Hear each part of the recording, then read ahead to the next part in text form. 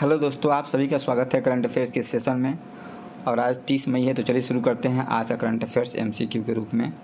जो पहला क्वेश्चन है, रक्षा अनुसंधान एवं विकास संगठन डीआरडीओ के द्वारा किस शहर में क्वांटम प्रौद्योगिकी अनुसंधान केंद्र का उद्घाटन किया गया? इसका आंसर होगा दोस्तों नई दिल्ली। नई दिल्ली में डीआरडीओ के द्वारा दिल्ली के मेटकाफ हाउस में क्वांटम टेक्नोलॉजी अनुसंधान केंद्र का उद्घाटन किया गया।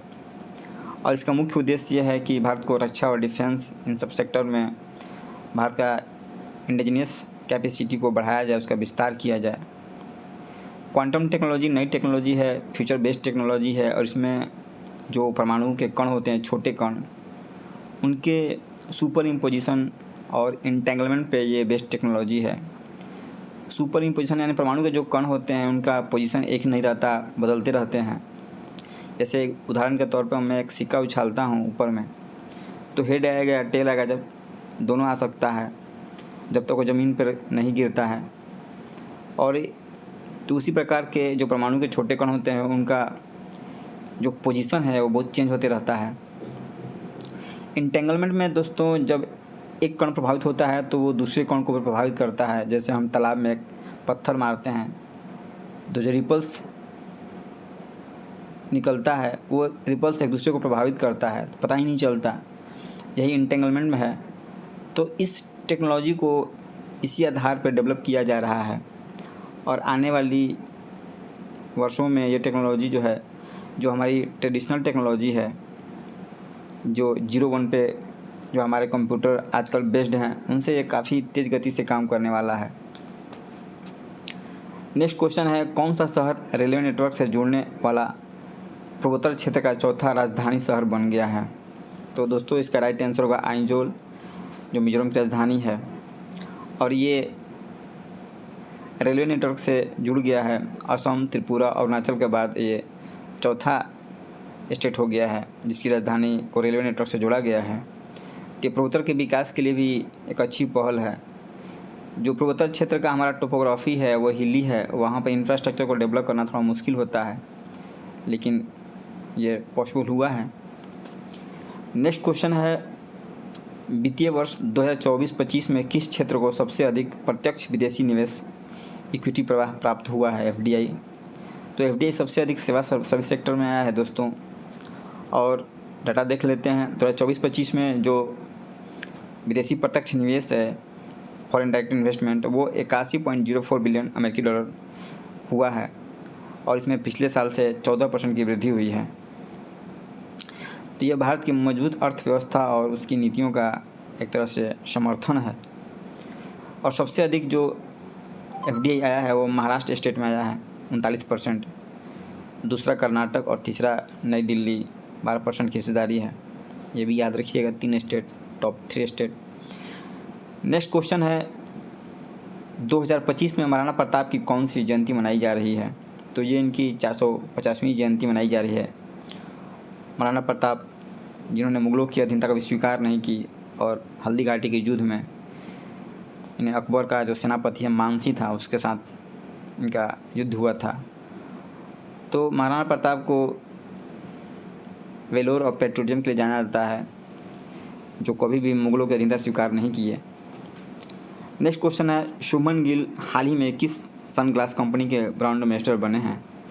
तो ये दोस्तों ओकले सनग्लास कंपनी है अमेरिका की, उसने इन्हें अपना ब्रांड एम्बेसडर नियुक्त किया है, शुभमन गिल को। अभी टेस्ट टीम के कप्तान भी बन चुके हैं। नेक्स्ट क्वेश्चन है, भारत में विकसित किए जा रहे अगली पीढ़ी के 2 सीटर इलेक्ट्रिक ट्रेनर विमान का नाम क्या है? तो इसका नाम है ई हंसा। जो इलेक्ट्रिक ट्रेनर विमान है, इसे ट्रेनिंग दी जाएगा विमान उड़ाने के लिए। और ये 2 सीटर इलेक्ट्रिक ट्रेनर विमान है हंसा। और इसे वैज्ञानिक और औद्योगिक अनुसंधान परिषद और राष्ट्रीय एरोस्पेस प्रयोगशाला के द्वारा विकसित किया जा रहा है। जो पहले ट्रेनिंग के लिए विमान आता था वो ब्रिटेन से आता था, जो काफ़ी महंगे होते थे, इकोनॉमिकली वायबल नहीं थे और दुर्घटनाग्रस्त भी हो जाते थे। तो ई हंसा को स्वदेशी रूप से विकसित किया जा रहा है। और इसी के माध्यम से अब जो हमारे पायलट हैं उनको ट्रेनिंग दिया जाएगा।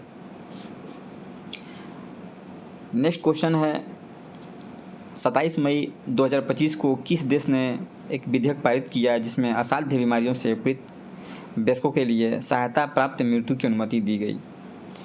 तो ये है दोस्तों फ्रांस के द्वारा ये विधेयक पारित कर दिया गया है और जो असाध्य बीमारियों से पीड़ित हैं उनके लिए ये एक विकल्प होगा।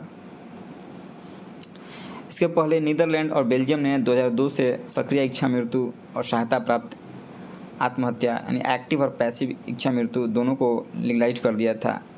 एक्टिव इच्छा मृत्यु दोस्तों ये होता है कि इसमें एक्टिवली कुछ बाहर से ऐसा प्रोडक्ट दिया जाता है जैसे जहर का इंजेक्शन देकर किसी का जीवन समाप्त कर दिया जा रहा है।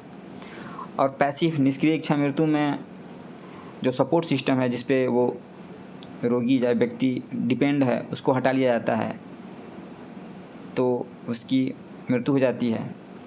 तो भारत में भी बहुत सारे केसेज हैं।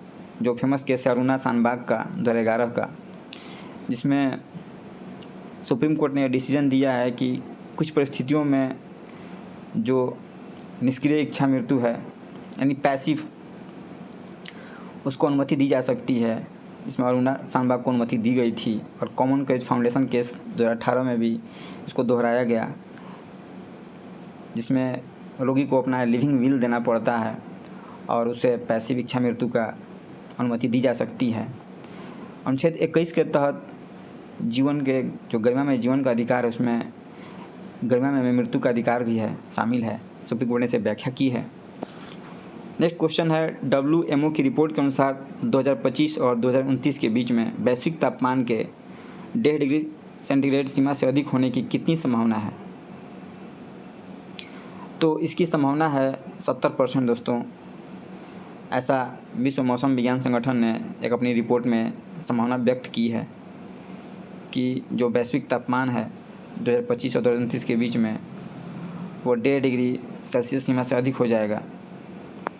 और यह खतरनाक पूर्वानुमान ऐसे समय आया है जब बहुत सारे देश हैं जो पेरिस में अपनी क्लाइमेट एक्शन बाध्यता था उसकी योजनाओं को इम्प्लीमेंट नहीं कर पा रहे हैं। तो और भी चिंता की बात है। तो आज के करंट अफेयर्स में दोस्तों इतना ही था। Thank you.